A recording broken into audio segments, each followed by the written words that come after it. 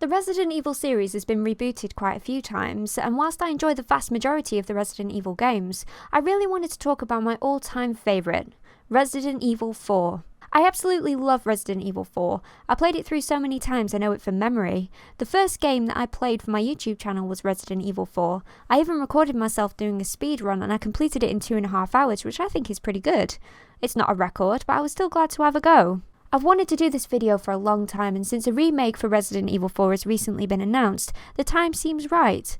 In this video, we'll have a look at the troubled history of the development of Resident Evil 4, some insight into the characters and enemies, the history that led up to the events of the game, and my top tips to help you survive the nightmare. Although if you're watching this, then you've probably played it through just as many times as I have. Also, I'm fully aware that this video is about 15 years too late, but in all fairness, 15 years ago, I was 10.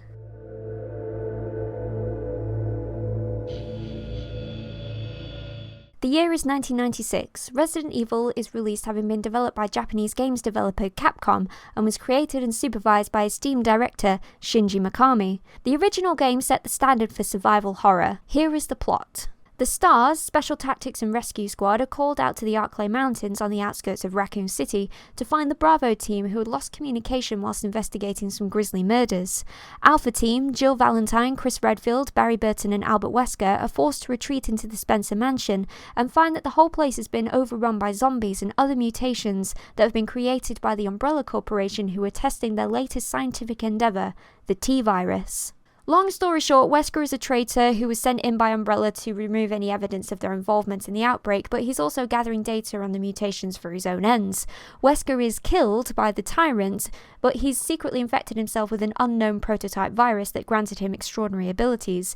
Jill or Chris, depending on who you're playing as, defeat the Tyrant and escape in a helicopter along with Barry and Rebecca just as the mansion explodes. Resident Evil 2 rolls around, and this time the game focuses on two new protagonists. One such protagonist is Claire Redfield, Chris's sister, who has come to Raccoon City to search for her brother. Although released in 1998, the events of Resident Evil 2 take place 2 months after the events of Resident Evil 1. When Claire arrives in Raccoon City, she finds the city overrun with zombies, and just as she's cornered, she's saved by rookie police officer Leon S. Kennedy. Long story short, Leon meets Ada Wong, who is a secret operative working for a secret organisation to retrieve the G-Virus that was created by Umbrella scientist William Birkin. Claire meets William's daughter Sherry, who is infected with the G-Virus by her father. Leon and Claire must find an antidote for Sherry and escape the facility and the city. If the player went through the B scenario, then they would have met Mr. X. I hate Mr. X. He's not so bad in the first Resident Evil 2 because you can just run past him and go through a door and he doesn't follow you, but in the remake, he's an arse.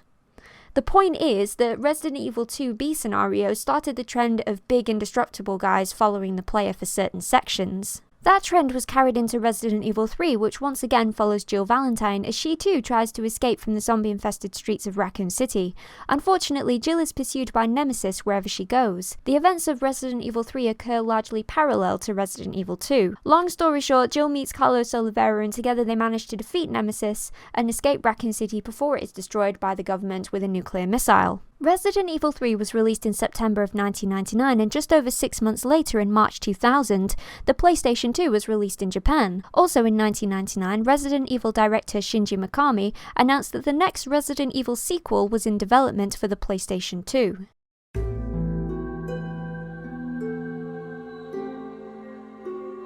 Then years passed and the game went through quite a few versions. The first was directed by Hideki Kamiya, who envisioned an invincible player character, and so the story was written by Resident Evil 2's writer Noboru Sugimura. Kamiya was the first to ditch the fixed camera in favour of a more dynamic camera system. A team was sent to the UK and Spain to take photographs of Gothic cathedrals, brick and stone, to use for texturing their new environments. However, when this idea was presented to their supervisor, Mr. Mikami, he felt that the ideas and the world that Kamiya was creating was too far from Resident Evil, but convinced Kamiya and his team to make the game independently. Kamiya rewrote the story to remove all the characters and references from the Resident Evil universe. Zombies were changed to demons, the combat was rerouted from third-person action to a more hack-and-slash variety, and the main character of Tony was changed to Dante. Kamiya then released his completed game under its new title, Devil May Cry. Development began a new cycle at the end of 2001 with the version that became dubbed the Fog version. This version saw Resident Evil 2's protagonist, Leon Kennedy, trying to survive in a castle-like Umbrella HQ in Europe. Along the way, Leon is infected with the progenitor virus and obtains a mystical power in his left hand. This version also saw the return of the classic Resident Evil zombies.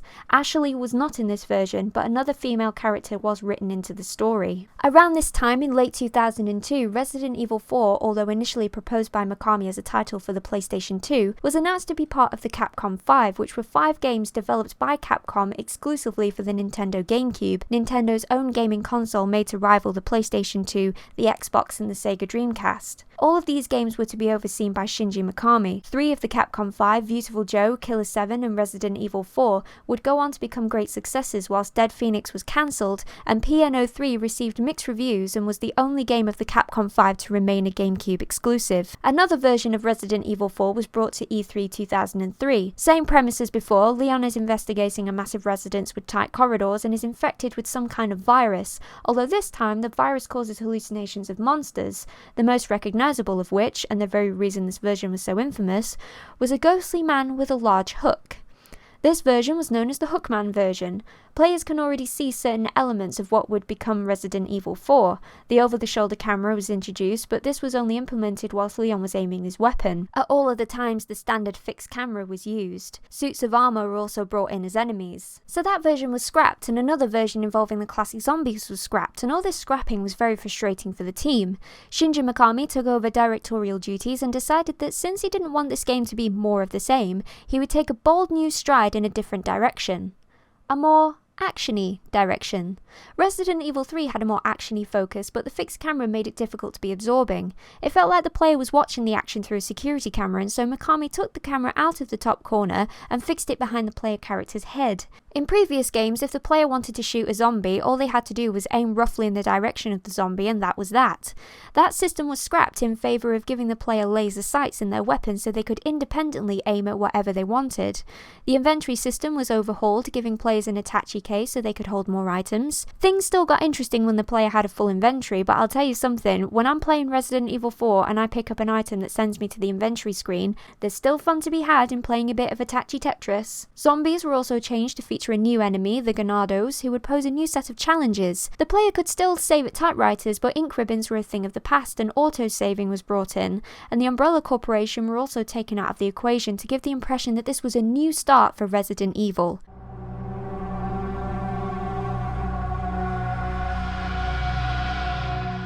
In the 6 years since the events of Resident Evil 2 and 3, Umbrella went bust after the destruction of Raccoon City, and Leon Kennedy was picked up by the military and given special training due to his brief experience in fighting BOWs, or bioorganic weapons.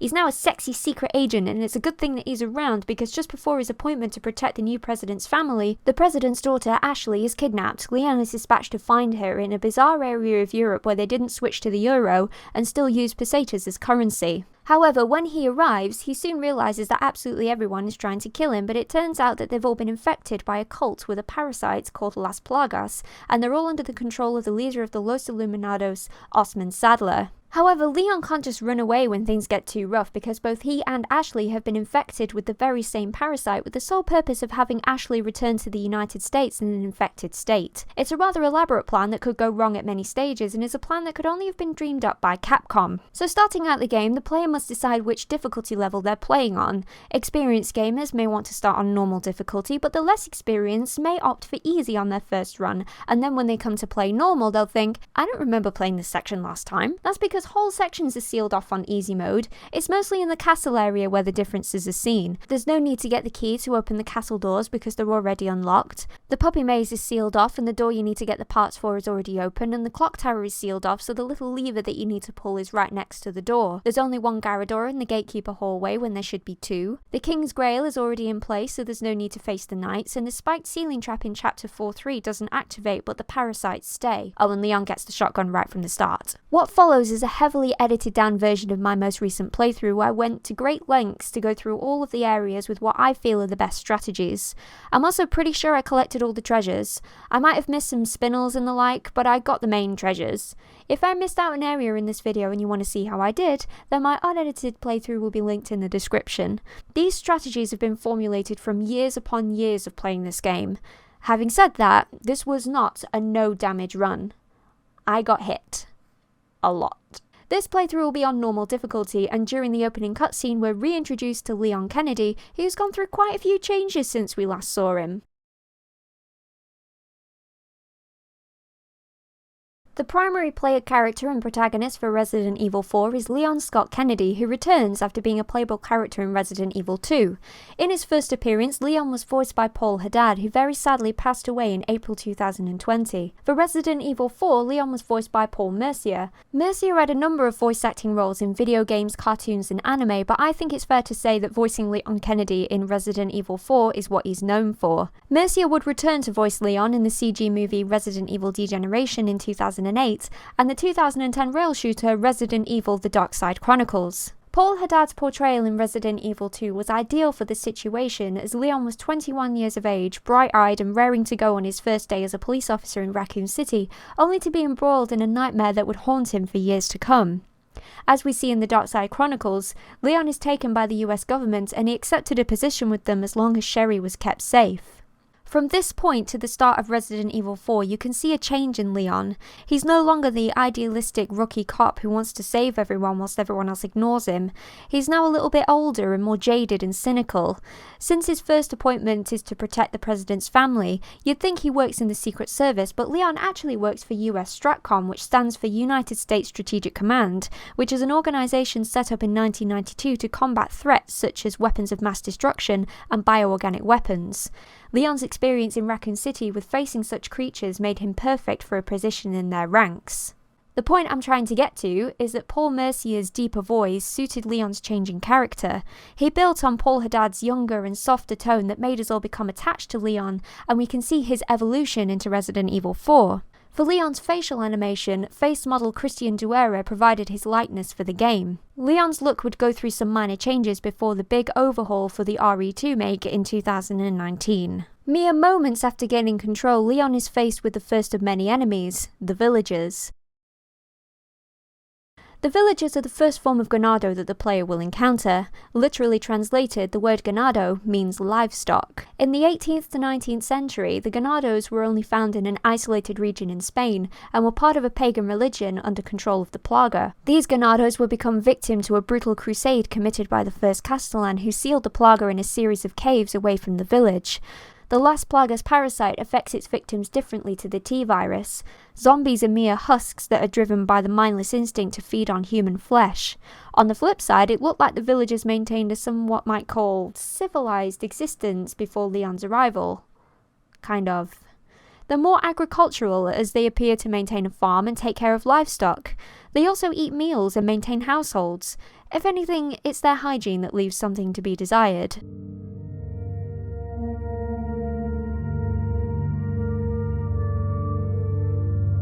The opening section and first few enemies are straightforward. It's not until the town square when a little bit of strategy is needed. To demonstrate the new direction the series has taken and to set the tone for the whole game, Leon is soon embroiled in an all-out battle with the villagers, which features the introduction of a new enemy that would become a feature in future games. Dr. Salvador, or the Chainsaw Guy as I call him. Leon can't escape the barrage, all he can do is survive until the bell rings, and let me tell you, my hands still shake when I play this section.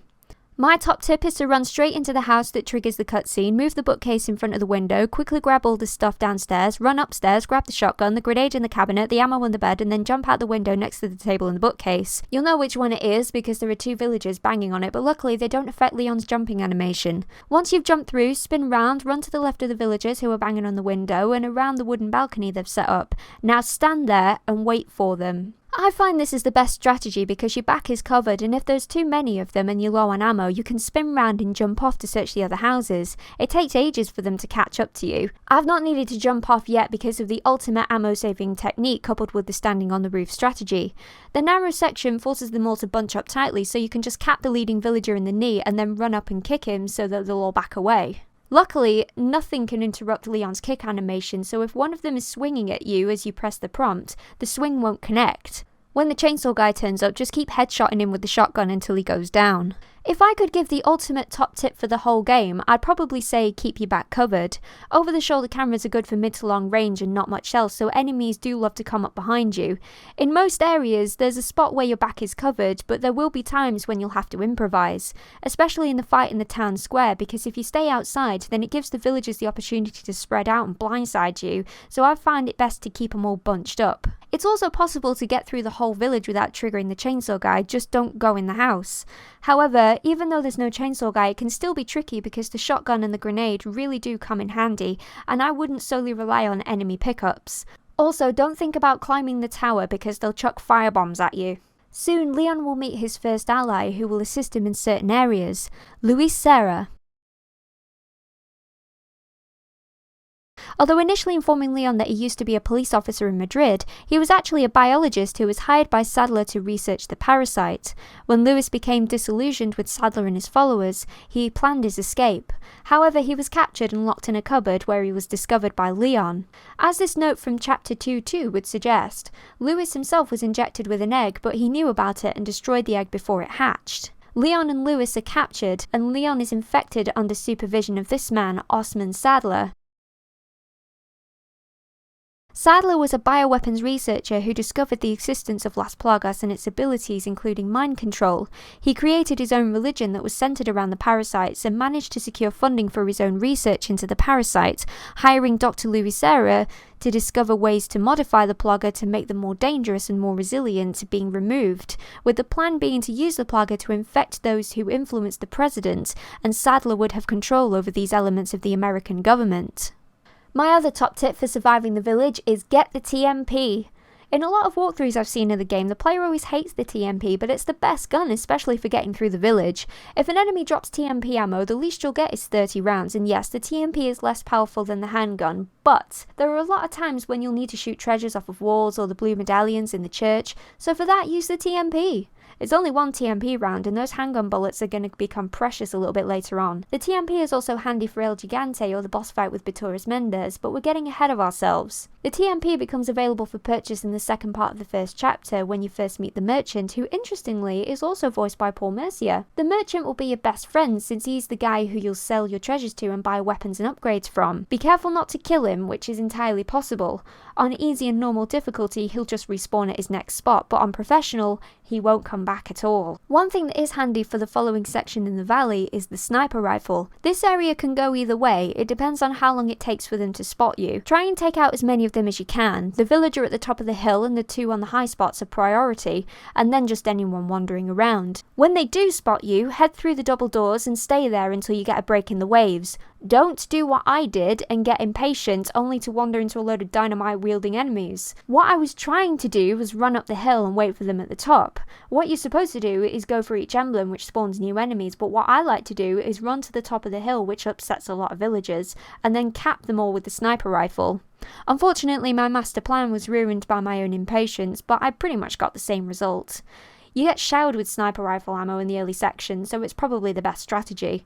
Once you've sniped the last guy on the rooftop, the music should stop and you're free to search the area for goodies and the emblems to continue.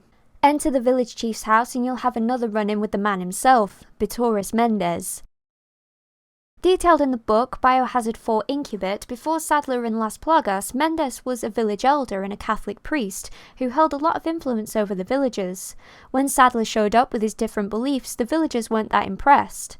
Over time, Mendez was manipulated into the Illuminados cult and even became a preacher for the new religion. Mendez was able to convert the villagers from Catholicism by convincing them that the first Castellan was wicked, and being baptized into the Los Illuminados would cleanse them of their sins. As a reward, Sadler infected Mendez with a dominant plaga, which gave him control over the rest of the villagers who had been infected with submissive species as part of their conversion. The other bit I wanted to mention was the swamp area after the second boulder. It's a pretty wide open space, so it's easy to snipe the villagers, but leave any that are stood behind the explosive wires because they'll just blow themselves up anyway. I prefer to stay on the boardwalk since 2 waves of villagers come down the hill. The first big boss fight in the game doesn't use any ammo at all because it takes place on a boat, in a lake with a gigantic turd monster, or rather Del Lago, which just means the lake. This boss fight is pretty easy. Avoid the debris and chuck the harpoons when you get a chance. Every now and again the Del Lago will disappear and then head straight for you, so just chuck harpoons at its mouth and you're golden. Now the threat ramps up a bit more and we're introduced to the first of 3 kinds of Plaga. This type, Plaga A, are best kept at a distance since the long tentacle with a blade on the end can take off a lot of health at close range. You can be in the green, take a hit off that thing and die. The next big threat is El Gigante, but don't worry, I have a super strategy for dealing with him. All you need is 4 hand grenades and 3 sniper rifle bullets.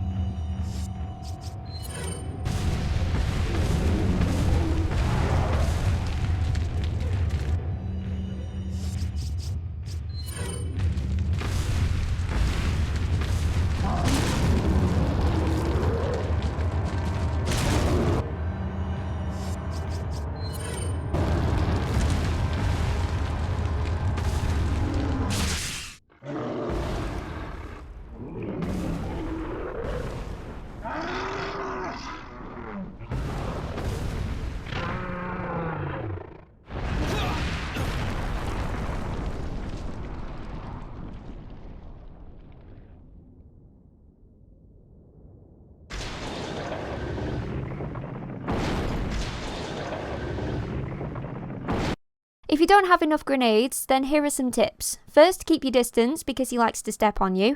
Next, TMP right to the face. The shotgun doesn't do much since it takes forever to fire and reload, so the TMP is always a positive move. As soon as the parasite comes out, don't jump on his back. Instead, get out the sniper rifle and snipe it as it does way more damage.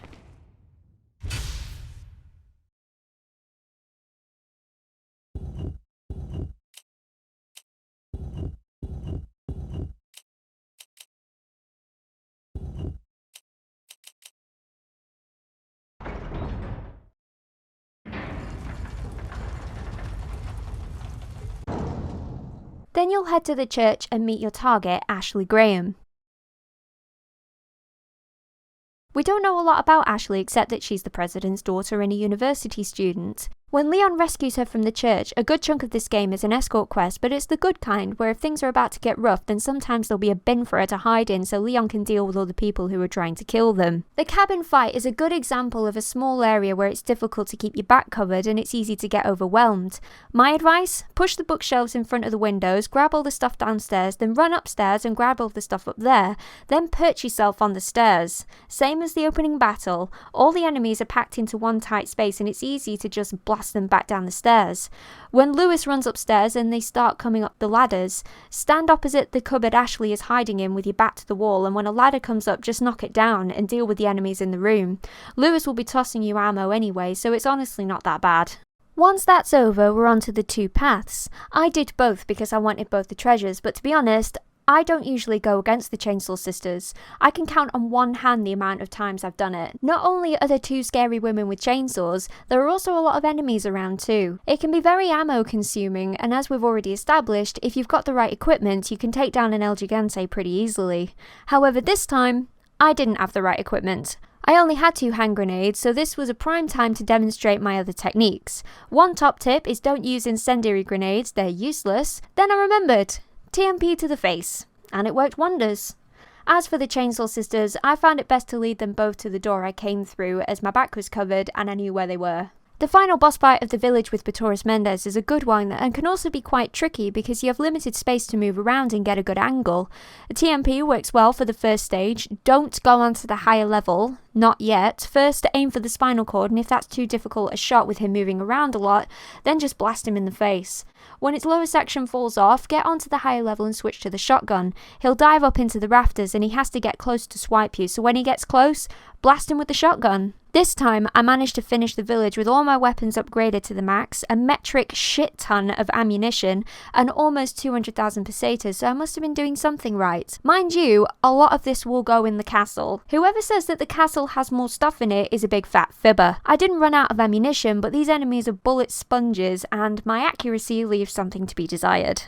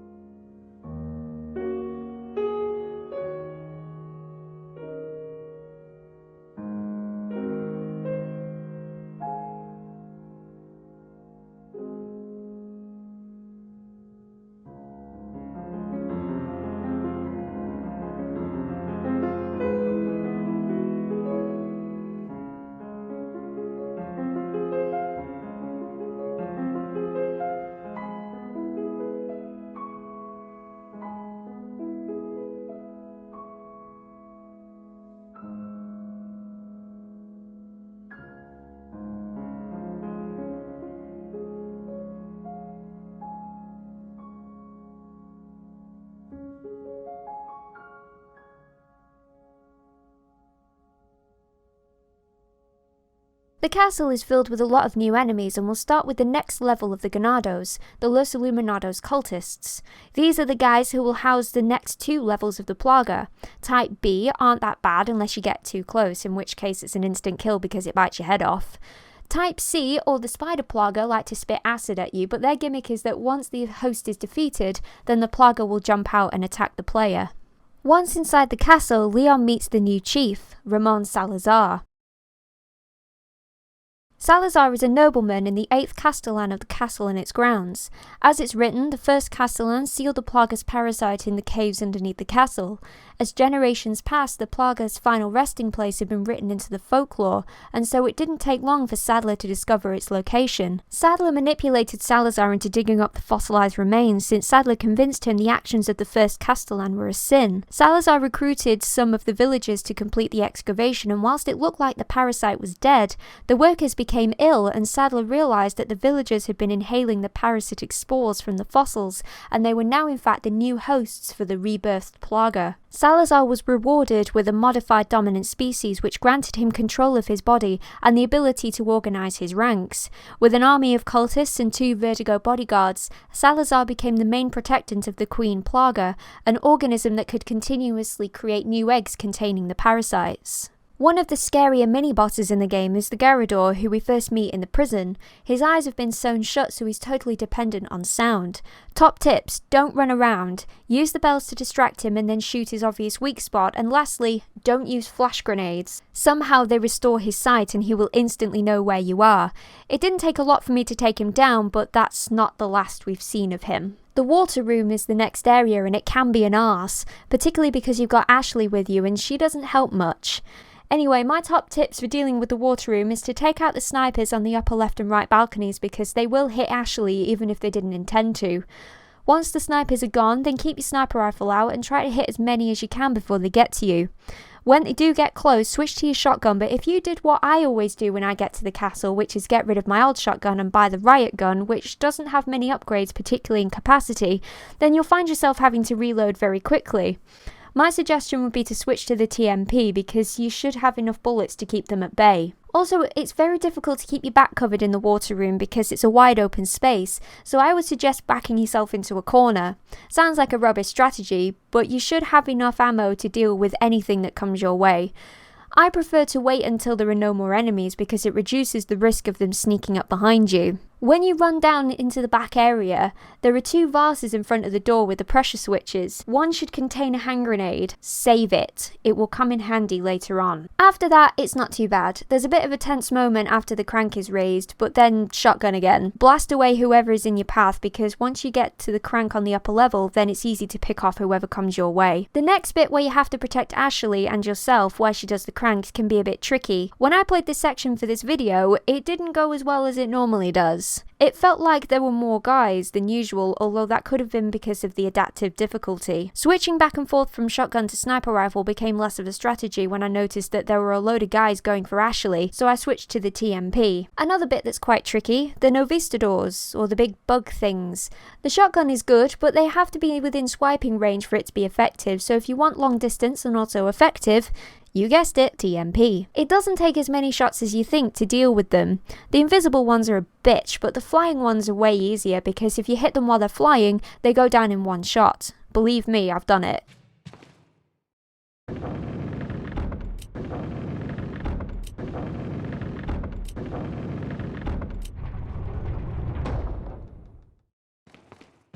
The puppy maze. Another cause for concern, but don't worry. TMP or shotgun. But the puppies tend to shrug off the shotgun, so the TMP works wonders for this area. If you're watching this and worried about running out of TMP ammo, I've tested all of these methods and I haven't run out of TMP ammo just yet. Once you've got both halves of the moon, Leon will be reunited with a figure from his past.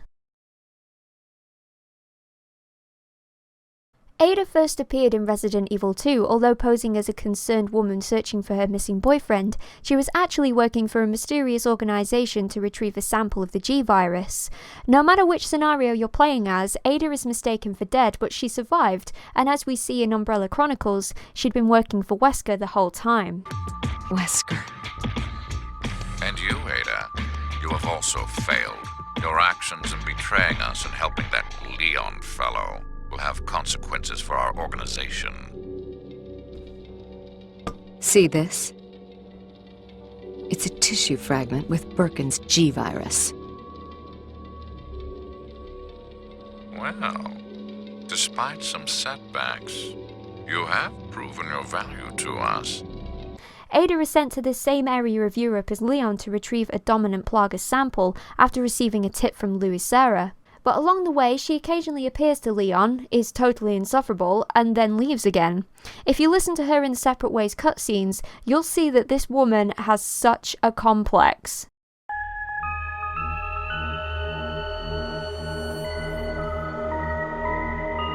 The only reason I've taken on this mission is to get closer to my own objective. No matter what happens, I can't let anyone figure that out. Of course, hiding in the shadows isn't my style. I'll have to reveal myself to him and offer advice once in a while.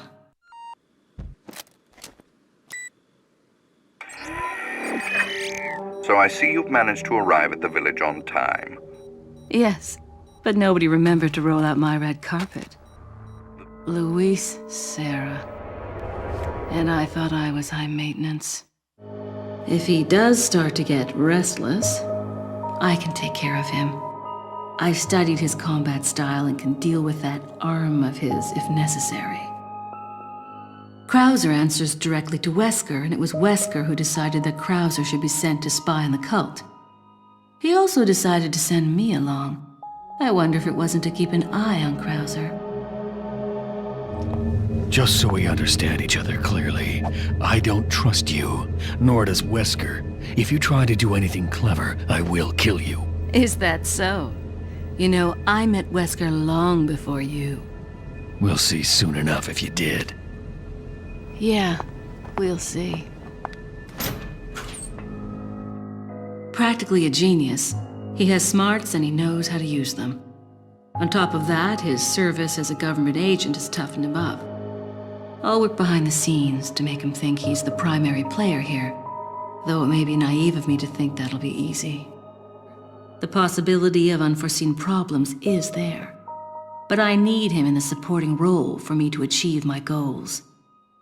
I'll do whatever it takes to keep him in his place and make this all go smoothly.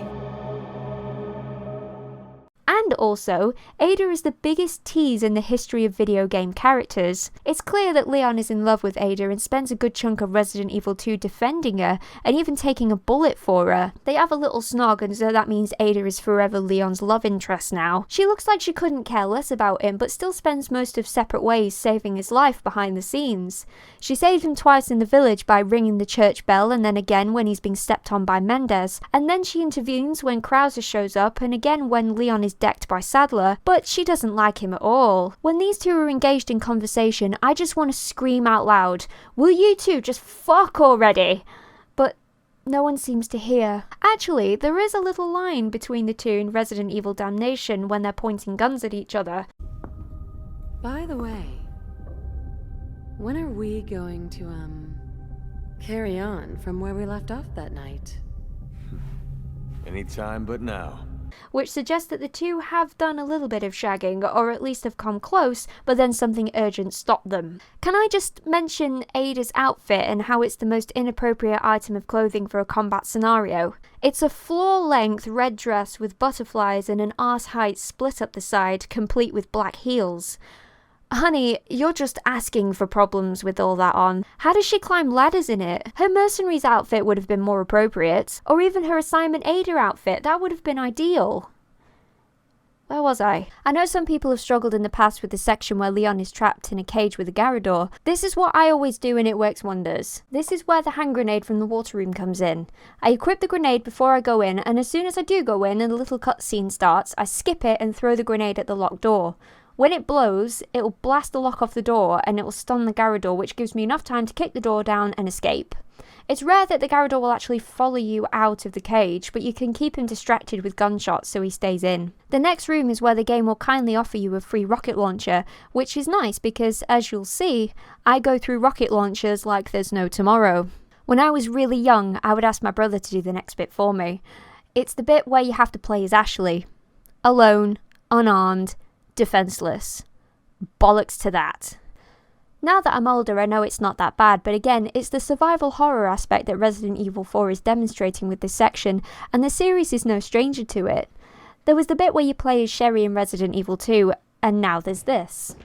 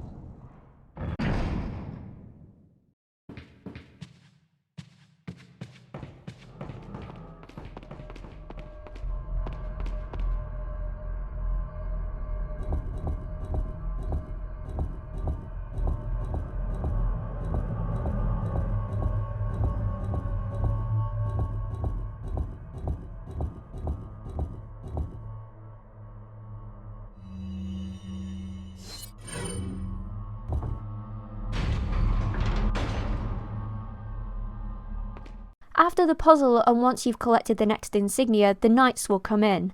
Just back into the corner and wait until the first knight is ready to swing, then run because the door is clear and it takes a minute for them to turn around. However, this bit is always scary for me because I don't like being chased. So Leon and Ashley are reunited, and when this happens, I don't move on to the lava room. I always go back and get the broken butterfly because the gun really does come in handy.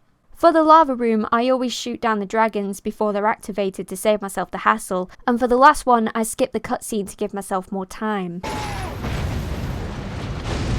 The 2 cups. It is possible to shoot the red lights on the spiked ceiling before you go in, but I failed because the last one is tricky. The king cup is more of a hassle because it's one of those areas where it's hard to keep your back covered. I prefer to get this encounter over with as soon as possible, so it's magnum and shotgun all the way. One sound ammo saving strategy may be to get all the parasites out and then chuck a flash grenade.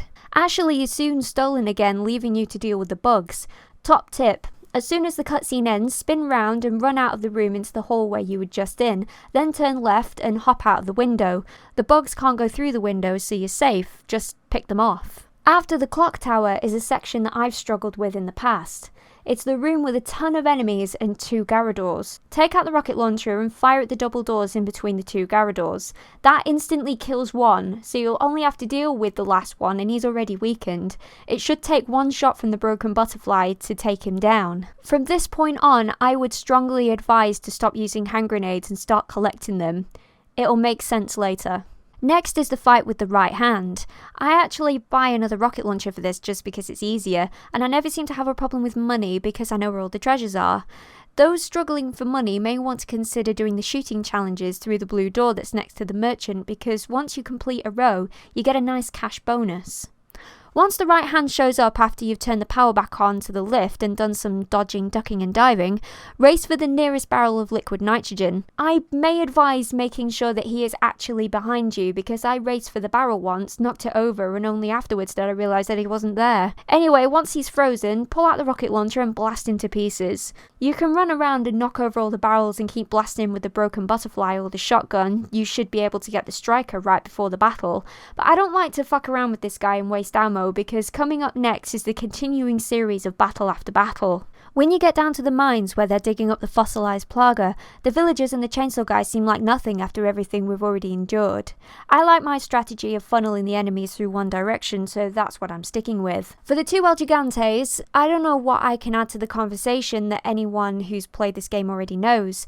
Dump the first one and magnum all the way. Like I said, I'm saving my hand grenades. After that is the Navistador Nest. Again, this is a wide open section that leaves a lot of options for the bugs to blindside you, so I like to stick to the tunnels as much as possible because the aforementioned funneling technique. After that, it's the underground section in the minecart, but first it's the chainsaw guys. There's one chainsaw guy wandering on the top balcony, but there's one down below as well. So what I do is get rid of the chainsaw guy down below and then snipe the one on the top floor. I don't go inside because that spawns enemies, so I stay outside to deal with the chainsaw guys. I also like to knife the traps because I'm going to need to make a hasty exit. Then I climb to the top of the ladder to get the loot from the chainsaw guy and the key that spawns all the other villagers. I instantly jump out of the window that I came up through and take my original sniping position with my back to the wall. That's what I do anyway. I don't know what advice I can give for the minecart, other than staying in the back cart so they don't come behind you, and only move forward to collect the stuff they've dropped. I don't like to hang around in this bit because it's easy for them to overpower you, but if you're quick, then you can knock a lot of them off before they can jump. Maybe even a chainsaw guy or two. One little thing that I do know is that when Leon jumps out of the cart at the end and pulls himself up, go through the door where the Stone of Sacrifice is, just step into the room and immediately turn left and go to the wall. There should be a prompt for you to pick up something, and there's a lot of gold in that area. I promise you it's there. Salazar's statue section is easy peasy, especially when you snipe the lock off the door to save time. The tower leading up to the boss fight is also fine. There's a guy launching wooden barrels at you, but you don't have to dodge the barrels, just run up the stairs and you can snipe the guy who's operating it. After the lift comes Salazar. Luckily there's a merchant right before the battle, so if you haven't got one already, buy another rocket launcher. You should have collected enough money and treasure to do so. Then in you go. Once the cutscene is out the way and you're faced with a horrifically mutated Salazar, whip out the broken butterfly or the shotgun and aim for the eye of the wiggly thing in front of you. And then when Salazar reveals himself, blow him up with the rocket launcher. Again, he's a boss that you don't want to mess around with because he's got a few bullshit instant kill attacks that are primed to piss me off. After that, collect the money that he drops first, and the little arena that you're in has a lot of ammo and health in it, so run around and collect. You should now have enough resources for the island.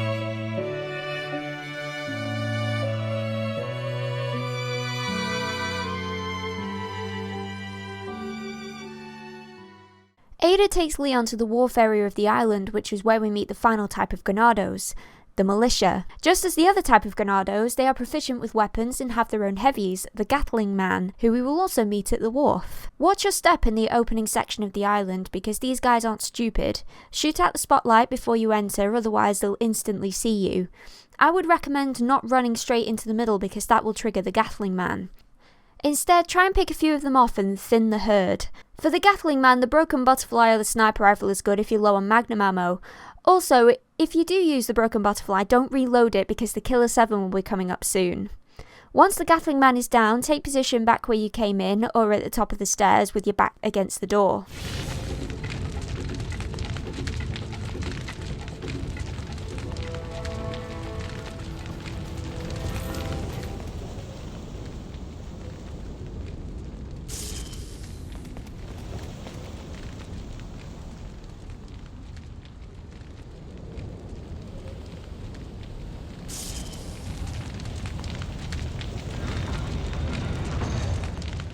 The next section is filled with militia, so here's what I do. I duck into the little hut before the main area and take care of the gas mask wearing Ganados, then run into sight and run straight back again because one of them has a rocket launcher. I personally like to clear a path by getting rid of the guy chucking dynamite and the archers and then running straight up the path to the door that triggers all the other enemies. I personally like to get rid of these guys because I don't like being followed and I'm about to go shopping with the merchant. Once you enter the armory, the merchant in there will sell you the tactical vest, which I did buy when I could afford it. On Professional, this vest isn't up for sale, so that's fun. The next big section is the regenerators. These things are scary, but they're slow and honestly not that bad.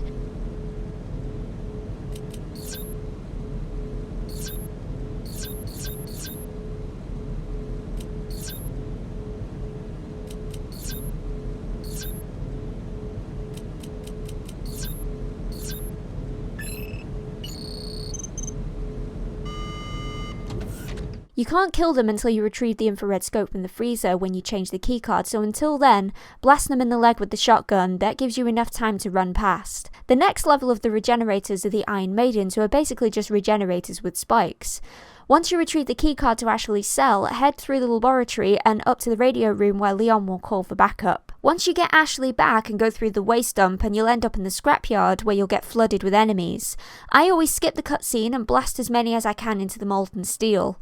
I take Ashley to the controls and pull the lever myself whilst trying to keep my back covered as much as possible. The truck section.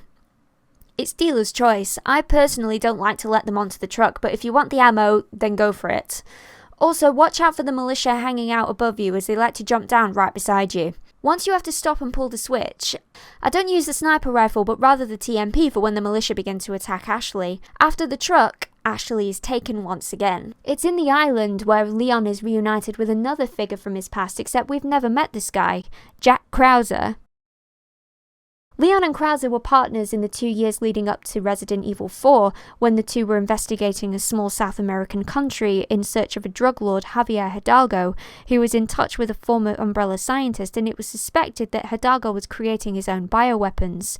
The duo meet Manuela, Javier's daughter, who was suffering from the same illness that afflicted her mother. Javier gave his wife the T-virus to save her, but it turned her into a hideous monster. During the fight with Manuela's mother, Krauser's left arm was wounded, and after the operation, he was discharged from the military because of the injury. Due to his desire for combat and thirst for power, he sought out Albert Wesker, who sent him in to infiltrate the Los Illuminados along with Ada Wong. It was there that Krauser was given a dominant strain of the Plaga, which clearly reacted with his left arm that was wounded by a creature infected with the T-virus. Nevertheless, it granted Krauser the power that he so desperately craved. The U3 fight. This is a rigidly controlled section where the monster comes down at predetermined points, so I can't offer much more than shoot the monster in the head. Shotgun works well for this section, and once you get out of the containers and the monster mutates again, it's a lot easier. I usually go for the Magnum and keep firing until it goes down. One aspect where I can offer some insight is the boss fight with Krauser. At the start when he's far away, pop at him with the sniper rifle. When he gets close, and I know how this sounds, knife him. Whenever Krauser shows up in close quarters, slash him with the knife and he'll go away much sooner than if you were shooting him. When you get the two insignias, there's the last fight with Krauser when he transforms and gets the big shield knife arm thing. Are you ready to watch me knife him? Here we go. Prepare for your death, Leon.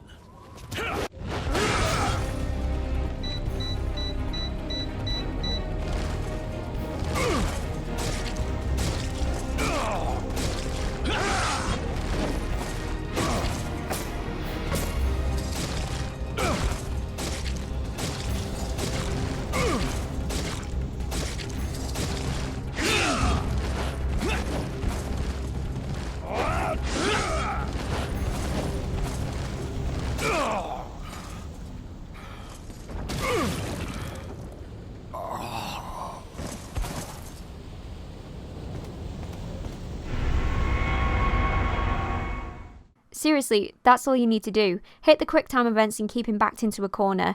It wasn't flawless because I did get hit, but it got the job done. And quickly. My method for dealing with the battle at the fort is to stay out of harm's way as much as possible, which is easier said than done, especially when it comes to the area with all the railguns. Mike doesn't help a lot. I've found it easier to just deal with the threat yourself and tank the damage. I still managed to defeat all the enemies, largely on my own. There's one last fight before the end, and guess which method I use? Correct. Funnel. They never learn.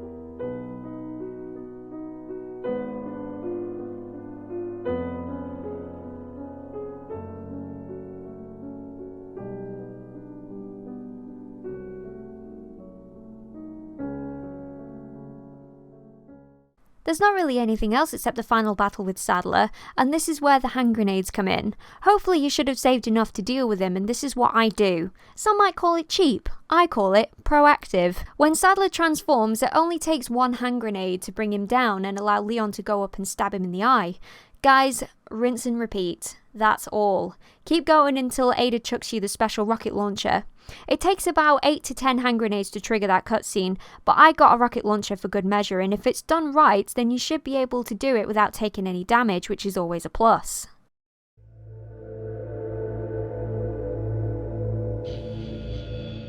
Those are my top tips for surviving Resident Evil 4. If you've made it this far in the video, well done. It's quite a long game, and looking back, there's hardly a point where you stop. Each bit leads on to the next bit, and there's a little something different to deal with. There are some things to contend with, such as Ashley's AI. Most of the time she's fine, she'll stay behind Leon and duck when he aims at her. But one thing that happened when I played the game in the past was when you have to get the key to open the door to the castle. I was filtering guys through the door to the courtyard, and I like to keep her by my side so a guy doesn't run past me and grab her. Anyway, this guy came through the door right in front of Leon, so I shot him in the head, and a parasite came out, the one that bites your head off if you get too close. So I span round and backed away, but Ashley stayed ducked and wouldn't follow me, so the thing killed her. That was annoying. I like what they did with Leon as well. In Resident Evil 4, he's done his training and he's confident in his abilities. He welcomes the challenge, and note that he's never scared throughout the whole game. In all the cutscenes and the radio transmissions, he's got a line for everything. Some of the lines are a bit cringeworthy, but Leon sounds so cool when he says them that I can't hate him for it. It's as if the events of Resident Evil 2 desensitized him to any horrific abomination that will come his way. He'll just say something that'll get the player pumped for a battle, like when Salazar transforms and a gate falls down behind Leon, and whilst most people would be scared shitless, Leon's ready. Monsters. Guess after this there'll be one less to worry about. Oh Leon, you're pure class. Resident Evil 4 is a fantastic game, and it seemed that the later games, specifically 5 and 6, tried to capitalise on the success by keeping some of the same traits but not realising the little things that made it work. Resident Evil 5 brought back Chris Redfield, and he's just depressing and over it and tired of fighting monsters, which will be how the player will feel after a few hours because they'll have noticed by then that they've seen these monsters in Resident Evil 4. I'm not trying to be mean, but Resident Evil 5 was pants. Again, it had some of the same traits from Resident Evil 4, such as the big battle close to the start of the game, the El Gigante, the chainsaw guys and the QTEs, but it brought back the limited inventory, which made it difficult for first-time players to know when the big fights were coming, and it gave you an AI partner for the possibility of playing the whole game co-op, which undermines the whole point of survival horror. Resident Evil 4 had an AI partner in Ashley, but she was no use in combat and only served to unlock doors and press a few switches. She was there for the story, and Leon was on his own for a lot of the game. Resident Evil 5 also shot itself in the foot story-wise by killing off Wesker. Wesker was the big baddie, the ultimate challenge, the major threat and the mastermind to all the recent outbreaks. So if he's dead, where can the story go from there? If Resident Evil 4, 5 and 6 is supposed to be the middle action trilogy, then Resident Evil 6 was the worst. On the surface, it looks like a huge game with 4 campaigns and 7 playable protagonists. Unfortunately, all it's doing is telling the same story all over again, and if you thought Wesker was dead, then all Resident Evil 6 confirms is that there's a million villains with Wesker-like qualities who like to cause an outbreak for a stupid reason. Leon's campaign is begrudgingly the best, but it's a million miles away from Resident Evil 4. Chris's campaign felt more like Call of Duty than Resident Evil, and Jake and Sherry's campaign kept hopping back and forth between boring and annoying. Not even Troy Baker could save it. That campaign also had the trait of a huge indestructible thing following the player the whole time. Another thing, Resident Evil 5 and 6 took themselves way too seriously. Resident Evil 4 knew it was absurd and revelled in it. It was like a parody of a Resident Evil game, but somehow ended up better. It had a little person dressed as Napoleon, for fuck's sake. It's so far removed from Resident Evil that it's like a separate entity that's barely connected to the others. Resident Evil 7 went back to formula, and it is really, really scary. So scary that I don't want to play it. I know that makes me sound like a massive coward, but I don't like the idea of not being able to defend myself. I know you get a gun, but that doesn't do anything to the indestructible guy that's following you. The remake of Resident Evil 2 had the same problem. I really liked it until Mr. X showed up. It wasn't fun anymore. I want to search the environments in peace without the dread of knowing that one noise will mean that I'll be followed by a possible instant kill. I know that's not a popular opinion and sort of defies the point of Resident Evil, and a lot of fans really like the newer Resident Evil games, and that's totally cool. But if anything, Resident Evil 4 proved that action is the way to go for this series. It was over the top, it didn't take itself too seriously, it made all the right moves, and it was silly, but above all, it was fun. Another thing I wanted to mention were the add-on bits that were unlocked after completing the story. The separate ways, where you take control of Ada and see how she impacted the main story behind the scenes. Altogether, it was good. It was more of Resident Evil 4, which is always a good thing, and then Assignment Ada, which was a very short campaign, which was unrelated to the main story. Basically, it's Ada in the wharf section of the island as she tries to find Plaga samples and then has a small boss fight with Krauser. Again, it was more Resident Evil 4. But what I wanted to point out was that these 2 add-ons were unlocked once the player had completed the main story. They'd already paid for this content and hadn't realised, so it was a nice little extra. If this game had been released today, then Separate Ways and Assignment Ada would have been sold separately as DLC. How much are you willing to bet that this remake will charge you for the main game and then sell Separate Ways and Assignment Ada separately if they get made at all? It's still too early to tell what this remake of Resident Evil 4 will bring, and we'll have a lot of time to ponder as it won't be out for a few years. It's not surprising that this one will take longer than the RE2 and 3 make, because those games are 2 sides of the same coin with a lot of similar environments. Resident Evil 4 will be a big overhaul since it's a larger game, so I wouldn't be surprised if there's a delay or 2. For me, Resident Evil 4 still looks fine and plays fine. I don't know what an engine change and different actors will bring. Don't get me wrong, I'll still play it, but why not redo Resident Evil 5 and 6? those games are in desperate need of some attention. Currently, Resident Evil 4 has been released on 12 different platforms ranging from gaming consoles to mobile phones, not to mention the sheer number of Game of the Year awards that have been showered over it. To sum up, Resident Evil 4 is widely and consistently regarded as one of the greatest video games of all time. Let's leave it at that.